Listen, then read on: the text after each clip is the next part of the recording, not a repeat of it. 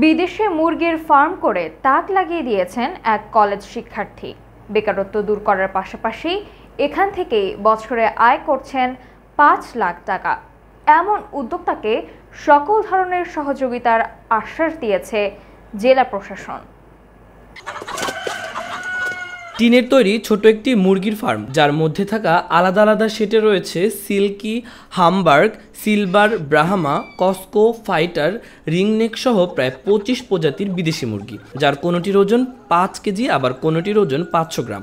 Honours দ্বিতীয় বর্ষের এই শিক্ষার্থী অনেকটা শখের বশেই প্রায় ৫ বছর আগে শুরু করেন শৌখিন মুরগি পালন। তবে সময়ের সাথে সাথে চাহিদা বাড়তে থাকায় গড়ে তুলেছেন শুভ এগ্রো নামের বিদেশি মুরগির এই ফার্ম। এই খামারটা মূলত শখের বশেই প্রথম শুরু করি।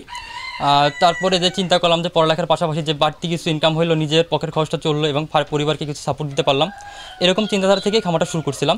এখন আলহামদুলিল্লাহ আস্তে আস্তে আমার খামারে ২৫ প্রজাতির মুরগি আমি সংগ্রহ করে ফেলেছি। এর মধ্যে কিছু উল্লেখযোগ্য জাত হচ্ছে ব্রাহ্মা, সেব্রাইট, পলিশ ক্যাপ, তারপর হচ্ছে আপনার সিল্কি, কোচিং, ফাইটার, ওয়াইনডট, তারপর জাপানিজ ব্যান্থাম রয়েছে বিভিন্ন প্রজাতির, এবং আমার কালেকশনে কিছু ফেন্সি কোয়েলও আমি সংগ্রহ করেছি। এর মধ্যে উল্লেখযোগ্য হচ্ছে বব হোয়াইট কোয়েল, কিং কোয়েল, পৃথিবীর সবথেকে ছোটো কোয়েল, এছাড়াও কোসামো এবং অনেক প্রজাতির মুরগি আলহামদুলিল্লাহ আমি সংগ্রহ করতে সক্ষম হয়েছি। এখন এখানে বছরে আনুমানিক ৪ থেকে ৫ লক্ষ টাকা এখান থেকে আমার সব কিছু বাচ্চা দিয়ে ইনকাম থাকে।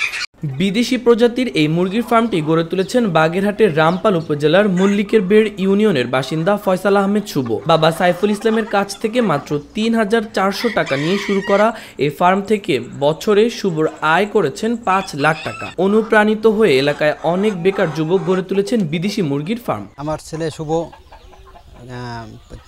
পড়াশোনা করতেছে, ফাঁকে একদিন আমার কাছে বললো যে আব্বা আমি শৌখিন মুরগির ব্যবসা করব। আমি তাকে বললাম যে শৌখিন মুরগি তুমি পারবা? সে বলছে হ্যাঁ পারবো। তারপরে আমি কিছু আর্থিক সাহায্য করলাম আর্থিকভাবে। এখন সে পর্যায়ক্রমে সে বাচ্চা ফুটানো শুরু করলো। এখন সে অনেক মুরগি বাচ্চা ফুটায় এবং সেল করে। আমি শুভর প্রতিবেশী। শুভ প্রথম যখন ফার্ম শুরু করলো, তারপর ও যখন আস্তে আস্তে ওর ফার্মের পরিসর বৃদ্ধি করলো, তারপর ওর কাছ থেকে আমি কিছু বাচ্চা নিলাম। বাচ্চা নিয়ে আমি সেগুলো বড় করলাম। বড় করে ওর মাধ্যমেই আমি বাংলাদেশের বিভিন্ন জেলায় যারা শৌখিন মুরগি কেনে তাদের কাছে বিক্রি করলাম। বিক্রি করার পরে দেখলাম যে এতে আসলেই বেশ লাভবান হওয়া যায়। তারপর আমি ওর কাছ থেকে এখন আরও বেশি পরিসরে মুরগির বাচ্চা নিচ্ছি এবং সেইগুলো বড় করতেছি, এবং আমার পরবর্তীতে ইচ্ছা আছে যে আমি ওর মতো করে এরকম বড় পরিসরে একটা খামার তৈরি করব। শুভর এখান থেকে বাচ্চা নিয়ে আমিও মোটামুটি ফার্ম করা শুরু করছি। ইনশাল্লাহ আমিও আশাবাদী যে লাভজনক হব ইনশাল্লাহ। শুভ ভাইয়ের এখানে অনেক প্রজাতির বিদেশি মুরগি রয়েছে। আমি মাঝে মাঝে এগুলো দেখতে আসি, আমার কাছে খুবই অবাক লাগে। আমি আগে এত প্রজাতির বিদেশি মুরগি কখনো দেখিনি। শুভর এমন সাফল্যকে বেকার যুবকদের জন্য দৃষ্টান্ত ও সফলতার উদাহরণ বলে মনে করছেন বাগেরহাটের জেলা প্রশাসক। এমন উদ্যোক্তাদের সব ধরনের সহযোগিতার আশ্বাস দেন জেলা প্রশাসক মোহাম্মদ খালিদ হোসেন। এটি সত্যি একটি সুখের খবর আমাদের জন্য যে একজন ছাত্র সেরকম উদ্যোক্তা হয়েছে, সে মুরগি পালন করছে।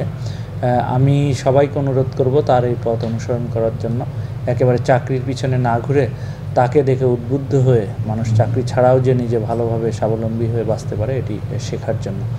আর জেলা প্রশাসক হিসাবে আমি বলবো যে তার যদি কোনো পরামর্শ লাগে আমাদের প্রাণী সম্পদ দপ্তর আছে, সেখান থেকে সে পরামর্শ নিতে পারবে। এবং একই সাথে তার যদি কোনো আর্থিক সহায়তা লাগে, এখানে কিন্তু বিভিন্ন দপ্তর আছে, তাকে বিভিন্ন ঋণ দিতে পারবে, তাকে সহায়তা করতে পারবে, এমনকি প্রশিক্ষণেরও ব্যবস্থা করা যাবে। সে যদি এগুলো চায় আমাদের সাথে যোগাযোগ করে, ইনশাল্লাহ আমরা চেষ্টা করব তার এই সকল বিষয়ে সার্বিক সহযোগিতা করার জন্য। চাকরির পিছনে না ছুটে বেকারত্ব দূর করতে উদ্যোক্তাদের এগিয়ে আসার মাধ্যমে তৈরি হবে নতুন নতুন কর্মসংস্থান, এমনটাই প্রত্যাশা সবার। মাহবুবুর রহমান ইমন, খবর সংযোগ।